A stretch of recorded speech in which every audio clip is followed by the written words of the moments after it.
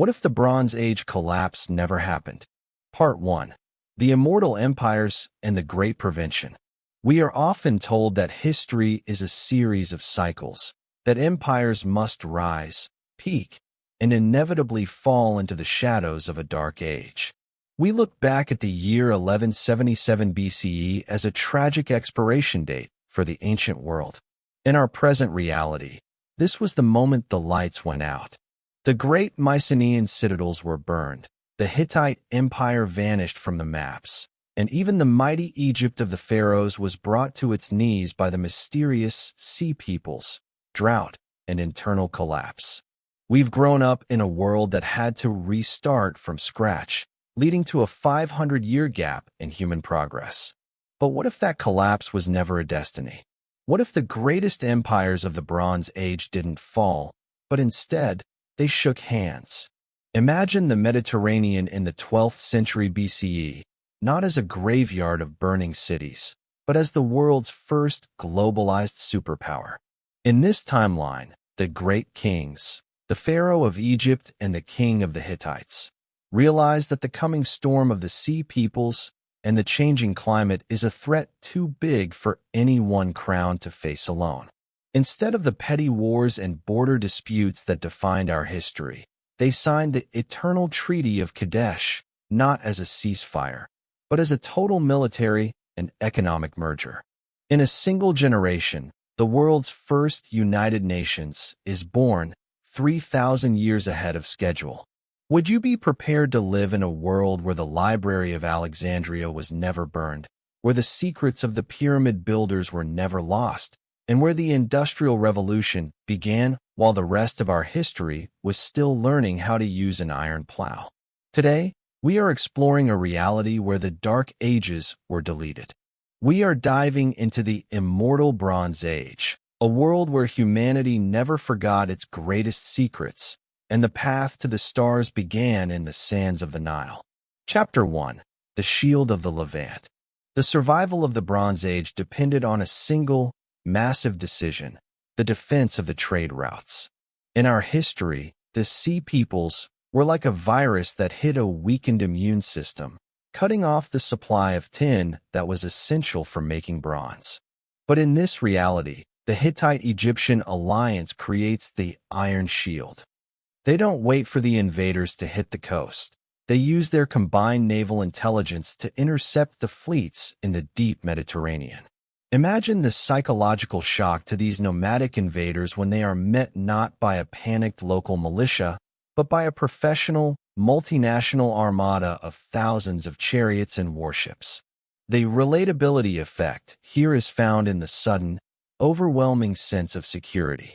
For the common merchant in a city like Ugarit or Mycenae, the world didn't end. The ships kept coming. The tin from the distant mines of Cornwall and the gold from the deep heart of Africa never stopped flowing. This is the moment where the emotional anchor of human progress is locked into place. We didn't lose 5 centuries to chaos. We gained them for innovation. By the time the climate began to dry, these unified empires had already begun to build the world's first massive irrigation networks. They didn't pray for rain. They engineered the rivers. The pattern break of this era is the transition from a world of gods and omens to a world of mathematics and engineering. If you can stop the collapse of a civilization, you change the very way the human brain views its own power. We are no longer victims of the gods. We are the architects of the earth. Chapter 2. The Bronze Industrial Revolution. In our current day and age, we think of industry as something that started in the 1700s with coal and steam. But in the immortal Bronze Age, the sheer pressure of maintaining a global empire of millions forces a technological leap. Without the 500-year reset of the Dark Ages, the ancient Greeks, Egyptians, and Hittites continue to refine their understanding of mechanics. By the equivalent of 800 BCE in our timeline, the Eolipile, the primitive steam engine designed by Hero of Alexandria in our world, is no longer a toy. Imagine a 9th century BCE Mediterranean where massive, bronze-plated steam pumps are clearing the mines and powering the first automated looms. The relatability here is staggering. Imagine a world where the philosophers of the Parthenon were also the CEOs of global manufacturing firms. This early industrialization is fueled by a specialized workforce that has never known the hunger of a societal collapse. The social structure shifts. We move from a world of slaves and kings to a world of engineers and administrators. The high stakes of this era are no longer about survival, but about optimization. How fast can we move grain from the Nile to the Rhine? How efficiently can we extract the copper of Cyprus? This is the birth of the global grid, while our ancestors were still living in mud huts. The world is getting smaller, faster, and more complex, and the great kings are realizing that their power is no longer based on the sword, but on the engine. Chapter 3: The Library of the Living. One of the most tragic losses in our present reality is the sheer amount of knowledge that vanished during the Bronze Age collapse. We lost the ability to read Linear B, we lost the maps of the Atlantic, and we lost the medical records of the Hittite surgeons. But in the world of the immortal Bronze Age, the great library of the living is established in Heliopolis. It is not just a collection of scrolls. It is a living university where the knowledge of every conquered and allied culture is translated, synthesized, and improved. Think about the impact of 3,000 years of continuous medical research. In this timeline, the Black Death of the Middle Ages is prevented because the basic principles of hygiene and contagion were discovered and enforced by the Imperial Health Corps in 400 BCE. The emotional anchor for a citizen of this world is a deep trust in the system. You don't die of a simple infection because the priest-doctors of the empire have perfected antibiotics derived from rare molds found in the Libyan desert. Education is universal because an industrial empire needs literate workers. This creates a pattern break in human history, the rise of the first true middle class. People are no longer defined by their tribe, but by their certification. Whether you are a Mycenaean shipbuilder or a Canaanite chemist, you are a citizen of the Bronze Union. The world is no longer a collection of warring states. It is a single, massive experiment in human potential. Chapter 4: The Discovery of the Sunset Land. By the time our history reached the era of the Roman Empire, the immortal Bronze Age has already begun to look west. Without the loss of nautical knowledge, the explorers of this world realized that the Atlantic is not a barrier, but a highway. In the year 500 BCE, a fleet of steam-assisted triremes set sail from the Pillars of Hercules, guided by advanced astrolabes and star maps that have been refined for a millennium. Imagine the first contact between the Bronze Age Greeks and the civilizations of the Americas, not as a conquest of steel and smallpox, but as a trade mission between equals. The relatability effect here is the creation of a global exchange, while the rest of the world is still in the Iron Age.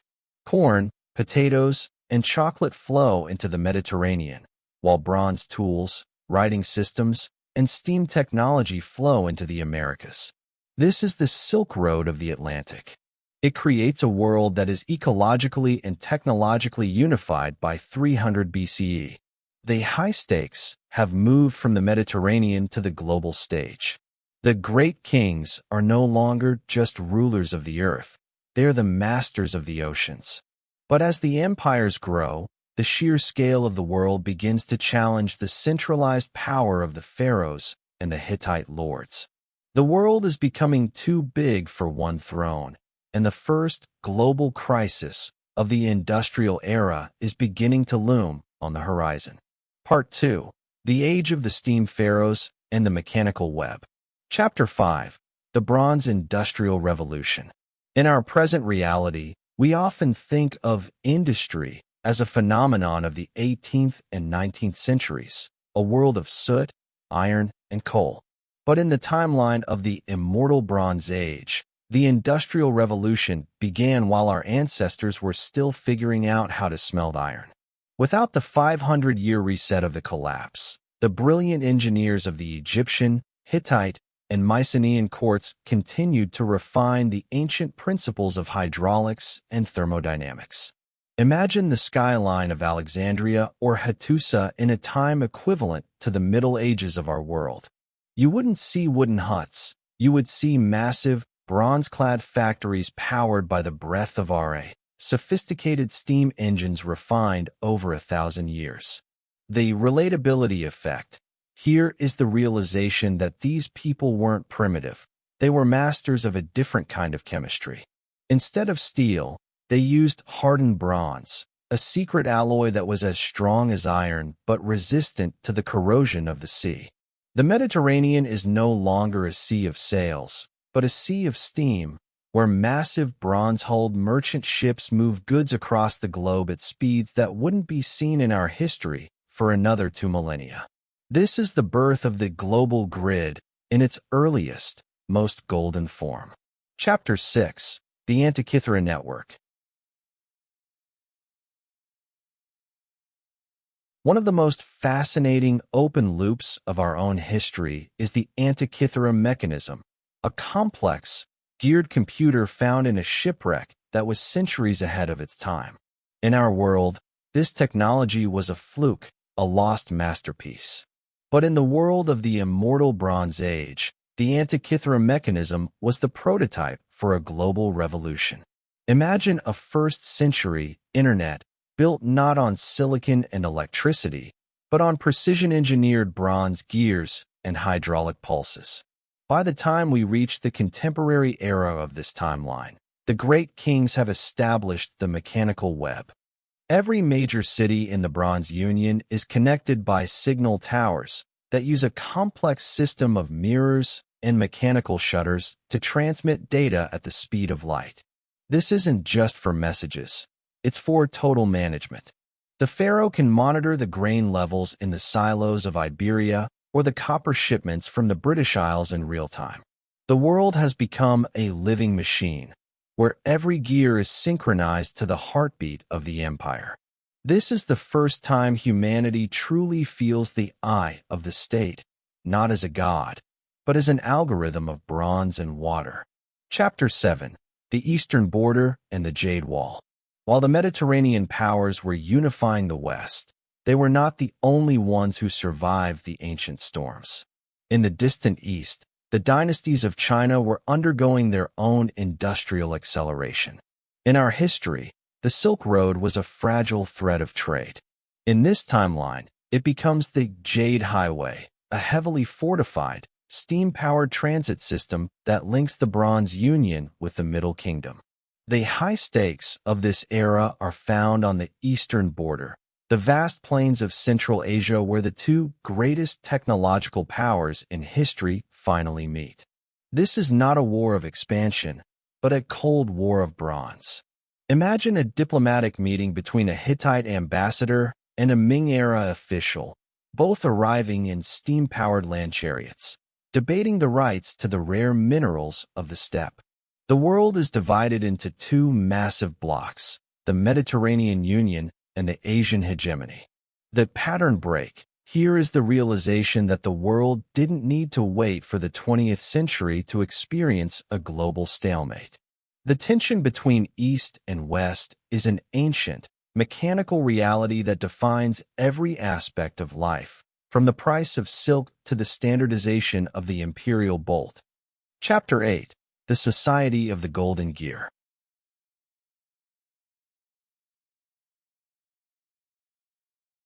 What was it like to be an ordinary person in this world? In our current day and age, we struggle with the dehumanization of the digital world, but in the immortal Bronze Age, the struggle was with the mechanical order. Society was divided not by class, but by function. You were a gear in the great machine of the state. Education was universal, but it was strictly focused on the maintenance of the Union. Children didn't study the dead languages of the past because the past was never lost. They studied hydraulic logic and atmospheric smelting. The emotional anchor for a citizen of this world was a sense of absolute permanence. You believed that the empire would last forever because it always had. But beneath this golden surface, a data fatigue began to set in. People began to wonder if there was more to life than being a well-oiled part of a mechanical god. This is the moment where the first internal friction begins to heat the bronze gears of the Union. The world is perfect, the world is stable, but the world is starting to smoke. Part 3. The Global Expansion and the Bronze Sky. Chapter 9. The Settlement of the Jade Continent. We are often taught that the discovery of the New World was a singular event in 1492, a collision of two worlds that had been separated for eons. But in a reality where the Bronze Age empires never fell, the Atlantic was never a barrier, it was a highway. By the time our history was entering the Middle Ages, the steam-assisted triremes of the Mediterranean Union had already established permanent roots in what they called the Jade Continent. The relatability effect here is found in how these empires interacted. They didn't arrive as conquerors seeking gold and slaves. They arrived as trade partners seeking resources for an insatiable industrial machine. Imagine a world where the monumental architecture of the Maya and the Aztecs wasn't destroyed, but was integrated with the hydraulic engineering of the Egyptians. The Jade Continent became a sprawling, multicultural industrial hub where the massive pyramid complexes were repurposed as geothermal power plants. This wasn't a world of old and new. It was the first truly global civilization, unified by the eternal treaty and the shared language of the Golden Gear. Chapter 10. The Wings of the Icarus and the Skylords.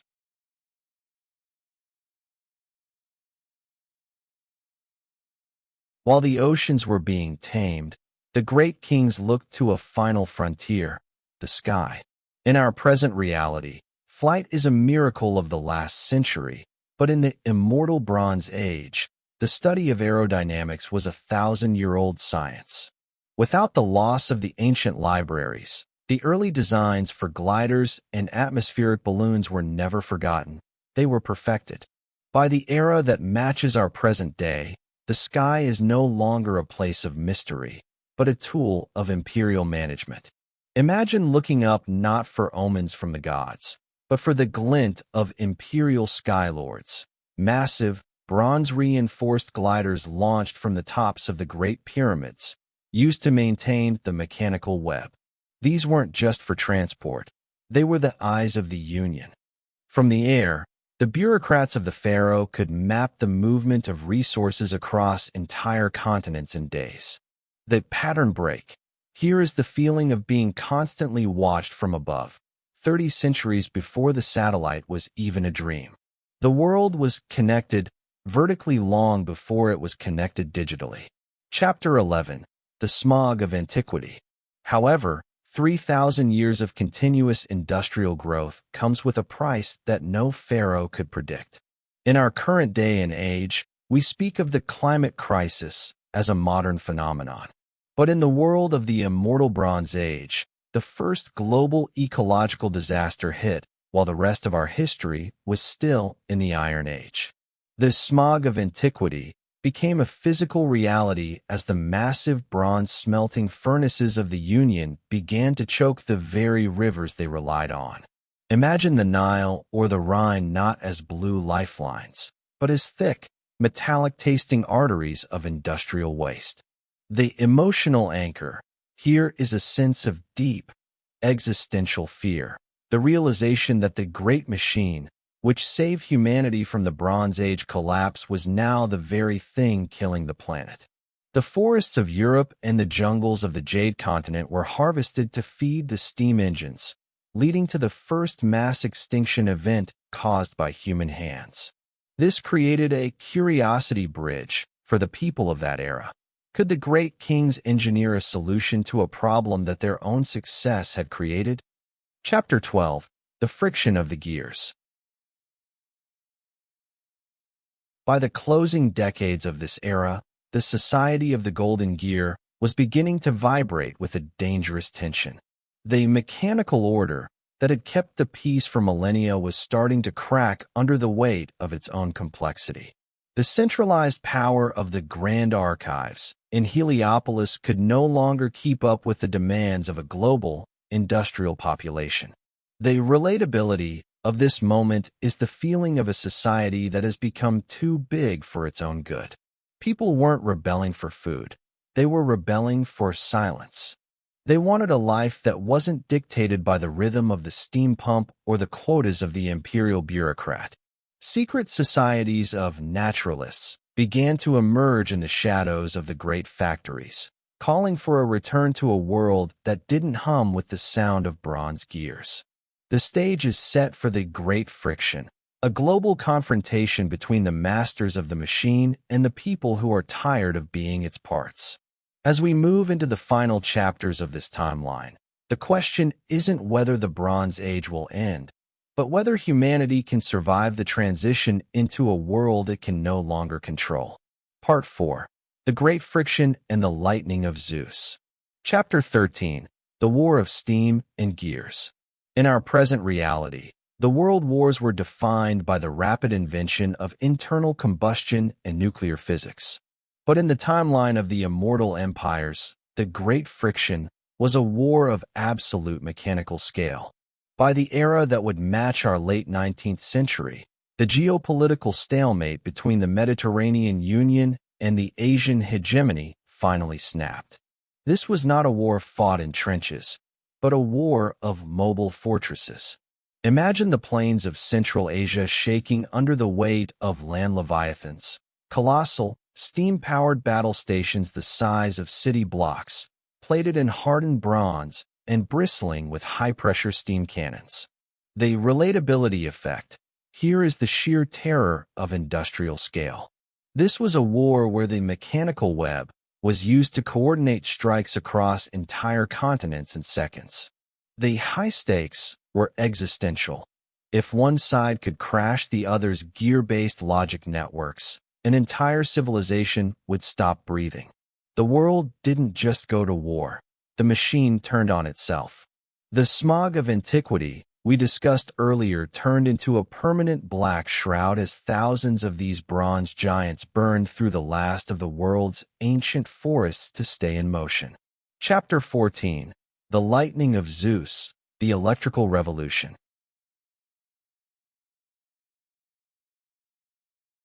In the midst of this global slaughter, the pressure of survival forced the ultimate technological pivot. For 3,000 years, humanity had relied on the physical movement of gears and the heat of steam. But the Great Friction required something faster and more invisible. This led to the lightning of Zeus, the sudden, desperate mastery of electricity.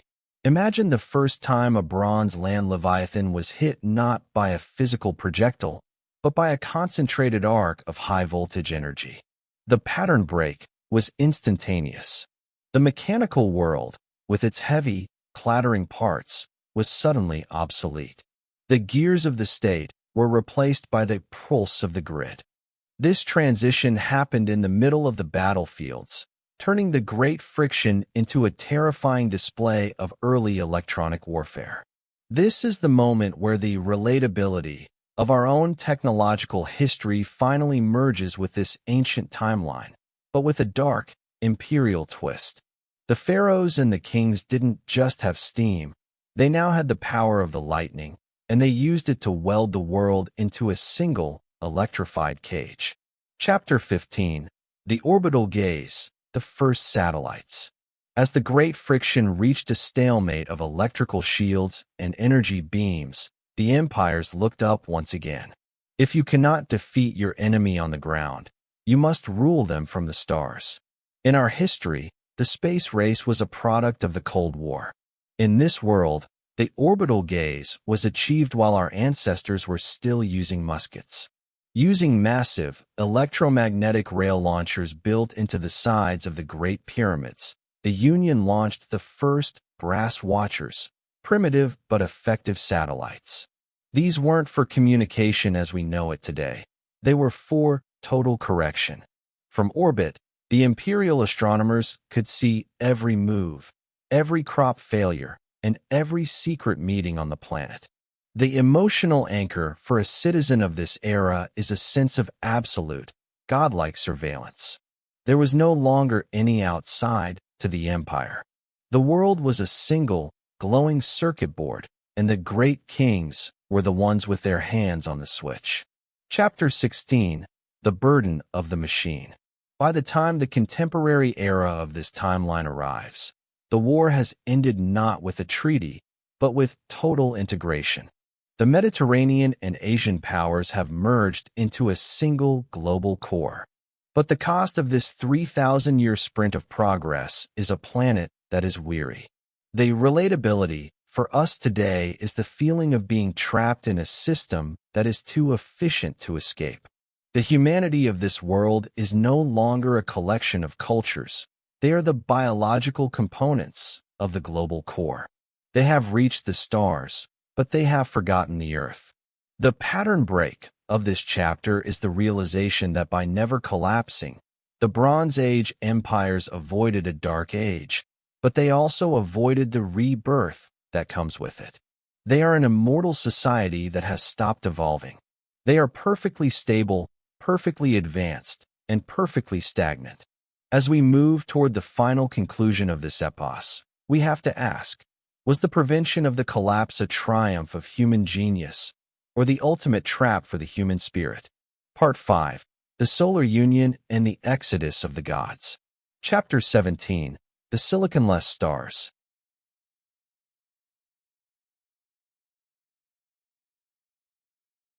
In our present reality, we define the cutting edge of technology through the microchip, tiny slivers of silicon that power our world.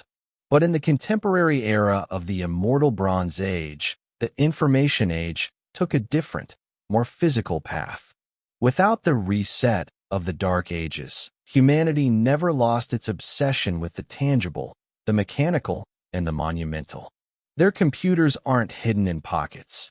They are crystal logics, massive, humming structures of refined quartz and light-conducting bronze that fill entire city blocks. Imagine a world where the power of 1,000 modern supercomputers is housed within a structure that looks like a translucent pyramid, glowing with a soft, internal fire. This is the Solar Union at its peak. They didn't need the microchip to reach the stars. They used the lightning of Zeus to power massive electromagnetic catapults that launched arc ships toward the moon and Mars while our history was still debating the shape of the Earth. The relatability effect here is the feeling of a world that is technologically superior but aesthetically ancient. It is a world of marble, bronze, and glass, where the digital and the physical are one and the same. It is a civilization that has achieved the ultimate dream of the pharaohs, immortality through engineering. Chapter 18. The Silent Garden. But what happened to the Earth itself after 3 millennia of this immortal progress? In our world, we see the scars of 200 years of industry. In this timeline, the scars are miles deep. The planet has been transformed into what the imperial poets call the Silent Garden. Every forest is a managed plantation. Every river is a controlled canal. Every mountain has been mined to its core. The emotional anchor for a citizen of this contemporary era is a profound sense of ecological grief. You live in a world of perfect stability and absolute comfort, but you live in a world that is effectively dead. The wildness that defines the human spirit in our history, the unpredictable, the untamed, has been engineered out of existence. The pattern break here is the realization that by preventing the Bronze Age collapse, humanity avoided the death of its empires, but it also prevented the rebirth of its soul. The Earth is no longer a mother. It is a museum. And the museum is running out of air. Chapter 19. The Great Departure. This brings us to the final part of the immortal Bronze Age, the Great Departure. As the resources of the home planet finally reached their limit, the Solar Union made the ultimate decision. They would not fix the Earth, they would transcend it. Using the combined knowledge of 3,000 years of continuous science, they began the construction of orbital citadels, massive, rotating cities of bronze and crystal that now ring the planet like a man-made halo. Imagine looking up at night and seeing not the stars, but the glowing lights of 1,000 new Alexandrias hanging in the void. The high stakes of our current day and age are centered on climate change and political division. In their world, the stakes are about the survival of a species that has outgrown its cradle. The great kings are now star lords, ruling over a humanity that is scattered across the solar system, linked by the mechanical web across the vacuum of space. They have achieved the ultimate victory over the collapse, but in doing so, they have become something that is no longer entirely human. Chapter 20. The Mirror of 1177 BCE. As we almost stand at the end of this journey, we have to look back at that pivotal moment in 1177 BCE. In our history, the collapse was a nightmare, a time of fire, hunger, and the loss of everything we knew. It was a tragedy that cost us 5 centuries, but it was also a reset. It cleared the ground for the rise of Greece, Rome, and eventually, the individual freedoms we cherish in our present reality. In the world of the immortal Bronze Age, the empires never fell. They provided safety, stability, and a 3,000-year head start on technology. They built a world of wonders that we can barely imagine. But they also built a world of total control, ecological exhaustion, and spiritual stagnation. This is the pattern break of our investigation. Was the collapse a disaster, or was it a mercy? Perhaps the death of the old world was the only way to give the new world a chance to be born. Chapter 21. The Final Legacy. The legacy of the Bronze Age that never ended is a world of cold perfection. It is a testament to the sheer power of human organization and the refusal to blink in the face of catastrophe. As the great ark ships drift toward the distant stars, carrying the descendants of the Hittites and the Egyptians, they leave behind an earth that is a silent, golden monument to their ambition.